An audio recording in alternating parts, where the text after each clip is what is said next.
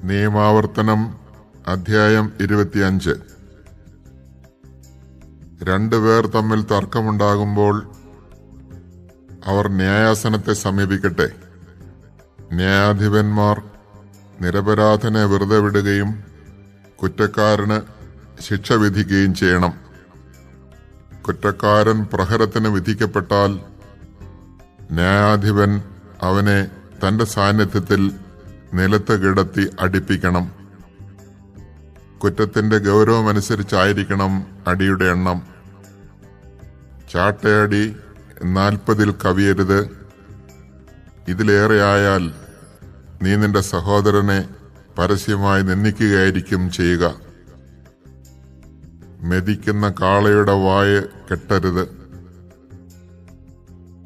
സഹോദരന്മാർ ഒരുമിച്ച് താമസിക്കുമ്പോൾ അവരിൽ ഒരാൾ പുത്രനില്ലാതെ മരിച്ചുപോയാൽ അവന്റെ ഭാര്യ അന്യനെ വിവാഹം ചെയ്തുകൂടാ.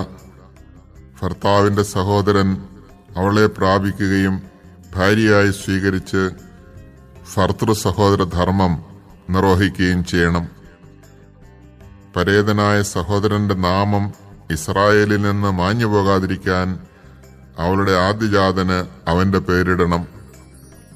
സഹോദരന്റെ വിധവയെ സ്വീകരിക്കാൻ ഒരുവൻ വിസമ്മതിക്കുന്നെങ്കിൽ അവൾ പട്ടണവാതിക്കൽ ചെന്ന് ശ്രേഷ്ഠന്മാരോട് ഇങ്ങനെ പറയട്ടെ: എന്റെ ഭർതൃ സഹോദരൻ തന്റെ സഹോദരന്റെ നാമം ഇസ്രായേലിൽ നിലനിർത്താൻ വിസമ്മതിക്കുന്നു.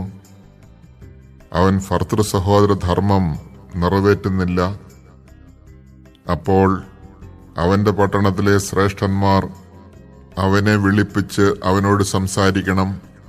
എന്നാൽ അവൻ തന്റെ തീരുമാനത്തിൽ ഉറച്ചു നിന്നുകൊണ്ട് ഇവളെ സ്വീകരിക്കാൻ എനിക്ക് ഇഷ്ടമില്ല എന്ന് പറഞ്ഞാൽ അവന്റെ സഹോദരന്റെ വിധവ ശ്രേഷ്ഠന്മാരുടെ സന്നിധിയിൽ വെച്ച് തന്നെ അവന്റെ അടുക്കൽ ചെന്ന് അവന്റെ പാദത്തിൽ നിന്ന് ചെരുപ്പഴിച്ചു മാറ്റുകയും അവന്റെ മുഖത്ത് തുപ്പുകയും ചെയ്തതിനു ശേഷം സഹോദരന്റെ ഭവനം പണിയാത്തവനോട് ഇപ്രകാരം ചെയ്യും എന്ന് പറയണം: ചെരിപ്പഴിക്കപ്പെട്ടവന്റെ ഭവനം എന്ന് അവന്റെ ഭവനം ഇസ്രായേലിൽ വിളിക്കപ്പെടും. പുരുഷന്മാർ തമ്മിൽ ശണ്ട കൂടുമ്പോൾ ഒരുവന്റെ ഭാര്യ തന്റെ ഭർത്താവിനെ വിടുവിക്കുന്നതിന് എതിരാളിയുടെ അടുത്ത് ചെന്ന് അവന്റെ ഗുഹ്യാവയവത്തിൽ പിടിച്ചാൽ അവളുടെ കൈ വെട്ടിക്കളയണം. കാരുണ്യം കാണിക്കരുത്. നിന്റെ സഞ്ചിയിൽ തൂക്കം കൂടിയതും കുറഞ്ഞതുമായ 2 തരം കട്ടികൾ ഉണ്ടായിരിക്കരുത്. നിന്റെ വീട്ടിൽ ചെറുതും വലുതുമായ 2 തരം അളവ് പാത്രങ്ങൾ ഉണ്ടായിരിക്കരുത്.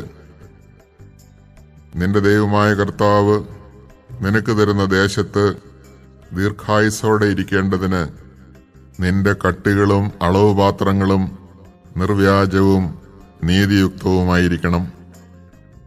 ഇത്തരം കാര്യങ്ങളിൽ നീതിരഹിതമായി പ്രവർത്തിക്കുന്നവരെല്ലാം നിന്റെ ദൈവമായ കർത്താവിന് നിന്ദ്യരാണ്. നീ ഈജിപ്തിൽ നിന്ന് പോന്നപ്പോൾ വഴിയിൽ വെച്ച് അമലേഖ് നിന്നോട് ചെയ്തതെന്തെന്ന് ഓർത്തുകൊള്ളുക. ക്ഷീണിച്ച് തളർന്നിരുന്ന നിന്നെ അവൻ ദൈവഭയമില്ലാതെ വഴിയിൽ വെച്ച് പിന്നിൽ നിന്ന് ആക്രമിക്കുകയും പിൻനിരയിലുണ്ടായിരുന്ന ബലഹീനരെ വധിക്കുകയും ചെയ്തു. ആകയാൽ നിനക്ക് അവകാശമായി തരുന്ന ദേശത്ത് നിനക്ക് ചുറ്റുമുള്ള ശത്രുക്കളെ നശിപ്പിച്ച് നിന്റെ ദൈവമായ കർത്താവ് നിനക്ക് വിശ്രമം നൽകുമ്പോൾ അമലേഖിന്റെ ഓർമ്മയെ ആകാശത്തിൻ കീഴെ നിന്ന് ഉന്മൂലനം ചെയ്യണം. ഇത് നീ മറക്കരുത്.